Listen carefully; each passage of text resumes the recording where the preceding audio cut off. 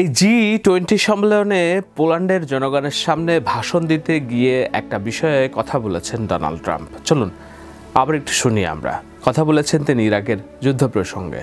Reports of weapons of mass destruction in the lead up to the Iraq war. How everybody was 100% sure that Iraq had weapons of mass destruction. Guess what? That led to one big mess.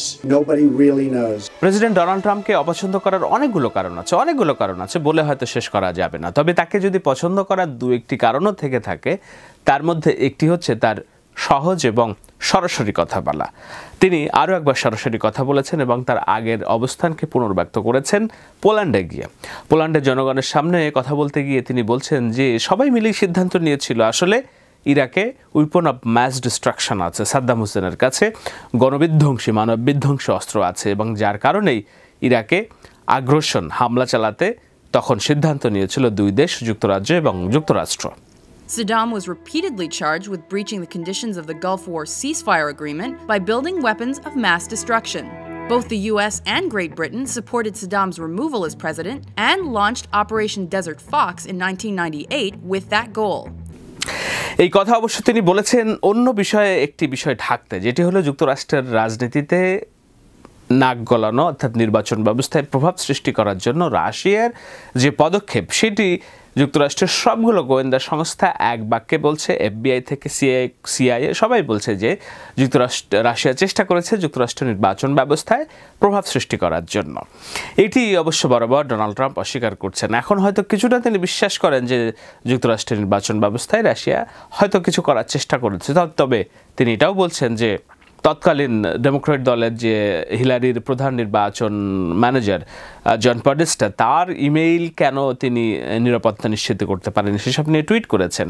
যদিও এইসব বিষয় হচ্ছে সত্যকে এবং বাস্তবতাকে অস্বীকার করে এবং পাশ কাটিয়ে যাওয়ার নামান্তর। তবে তিনি এই পাশ কাটিয়ে যাওয়ার প্রেক্ষাপটে একটি কথা বলে ফেলেছেন, সেটি হচ্ছে যে সবাই মিলেই বলছে রাশিয়ার চেষ্টা করেছে যুক্তরাষ্ট্রের নির্বাচন ব্যবস্থায় প্রভাব সৃষ্টি করতে। আসলে তো ঘটনা সত্য নাও হতে পারে, কেউ আসলে জানে না কি হয়েছিল। শুনুন আরেকবার তার কথা।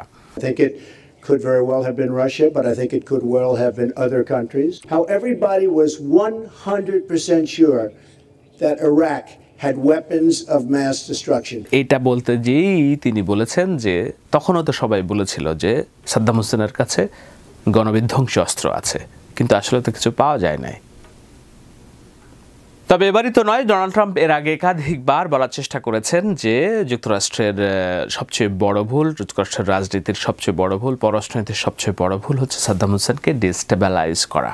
Bush made a mistake. We can make mistakes, but that one was a beauty. We should have never been in Iraq. We have destabilized the Middle East. You still think he should be impeached? I think it's my turn, isn't it? You do whatever you want.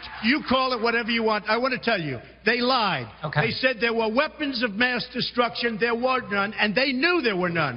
There were no weapons of mass destruction. All right. মধ্যপ্রাচ্যকে অস্থিতিশীলতার কারণে আজকে যুক্তরাষ্ট্রের যে চিন্তা আইএসকে নিয়ে, সারা বিশ্বের চিন্তা আইএসকে নিয়ে, সমগ্র বিশ্বের মুসলিমদের দুঃস্বপ্ন হয়ে গেছে।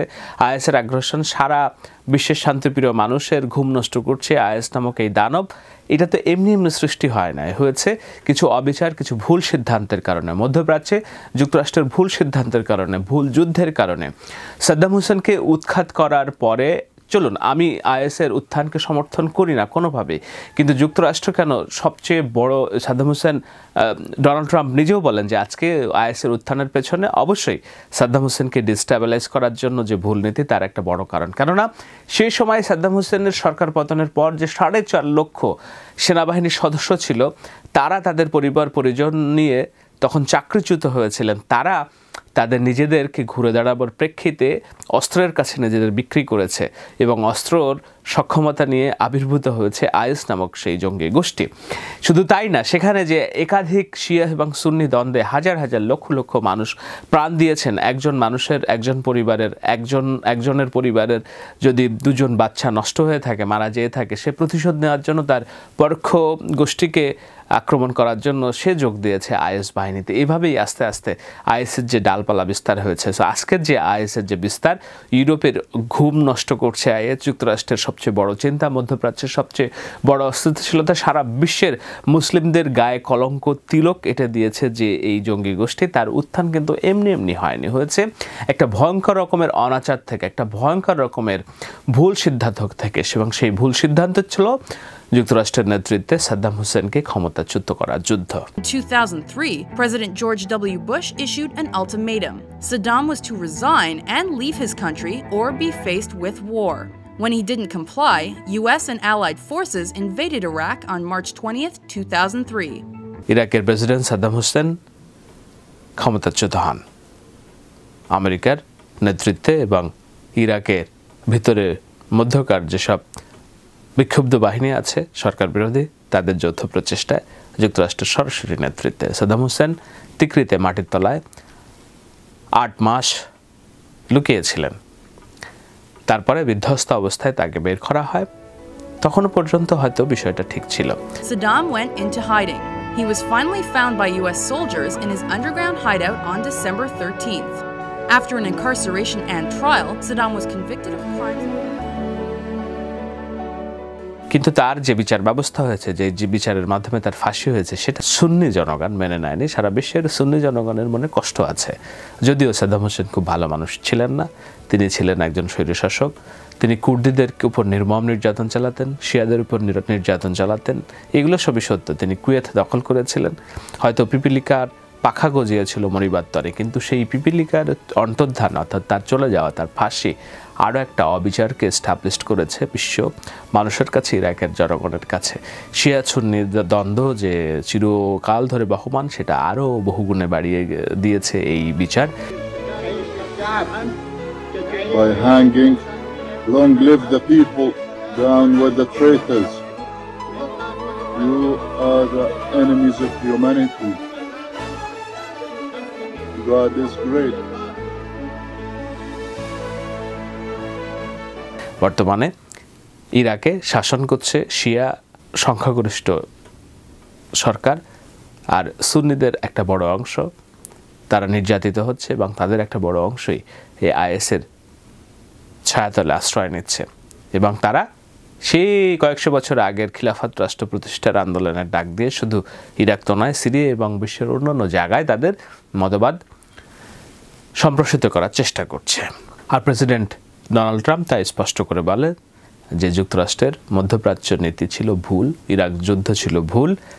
এজন্যই ডোনাল্ড ট্রাম্পকে অনেকগুলো কারণে তার ভালো লাগে না তাকে আমার, তবে অন্তত এই একটি কারণে তিনি সত্য কথা বলেন, এজন্য তার প্রতি আমার ভালো লাগা আছে। নিশ্চয়ই আপনারা যে অনুষ্ঠান দেখছেন, যারা মনে করেন ডোনাল্ড ট্রাম্প একেবারেই মুসলিম বিরোধী, তার দ্বারা সব মুসলিম দেশ নষ্ট হচ্ছে, কিছু বিষয়ে একটু ইতিহাস জানা, যেহেতু আমি জানানোর চেষ্টা করি আপনাদেরকে। আমি ডোনাল্ড ট্রাম্পকে পছন্দ করতে বলছি না, আমেরিকার প্রতি ভালোবাসা দেখাতে বলছি না, আমি বলছি যেটা সত্য সেটা সত্য। অবশ্যই ডোনাল্ড ট্রাম্প একা না, সাবেক ডিএনসি অর্থাৎ ডেমোক্র্যাট দলের প্রেসিডেন্ট প্রার্থী বার্নি স্যান্ডার্স তো একাধিকবার বলেছেন যে এটি একটি ভুল।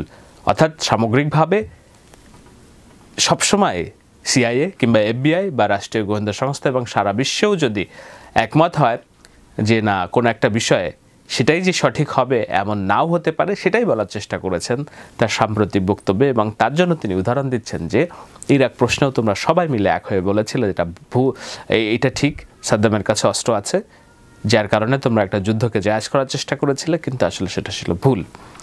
Bush made a mistake. We can make mistakes, but that one was a beauty. We should have never been in Iraq. We have destabilized the Middle East. You still think he should be impeached? I think it's my turn, isn't it? You do whatever you want.